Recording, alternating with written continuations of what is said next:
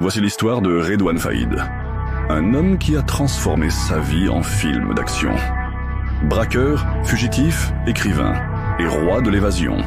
Même Hollywood n'aurait pas osé l'inventer. Il grandit à Creil, banlieue populaire à 50 km de Paris. Dans les années 80, il dévore des films de gangsters. Scarface, Le Parrain, Heat. Pour lui, le crime devient un art. Son rêve ? Devenir le De Niro du braquage. Dans les années 90, il passe à l'action.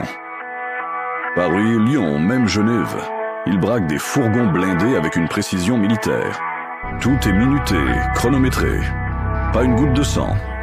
Pour lui, la violence, c'est mauvais pour le scénario. En 2010, à la prison de Sekedin, il écrit un livre, Braqueur. Il y parle de sa jeunesse, de ses regrets, et dit vouloir tourner la page. Il donne même des interviews à Europe 1 et Canal+. Le public le découvre, presque attachant.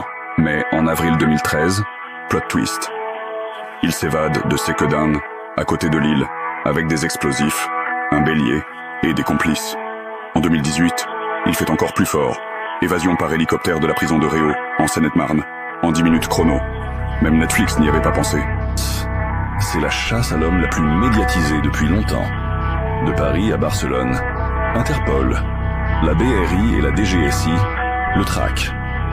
Lui, il change de planque, de look, de faux papiers, tranquille, comme dans un jeu de cache-cache grandeur nature. Finalement, il est repris en 2018 à Creil, sa ville natale.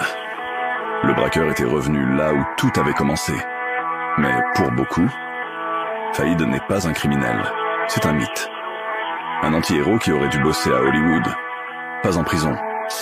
Likez, abonnez-vous et la prochaine vidéo sera la meilleure. À bientôt.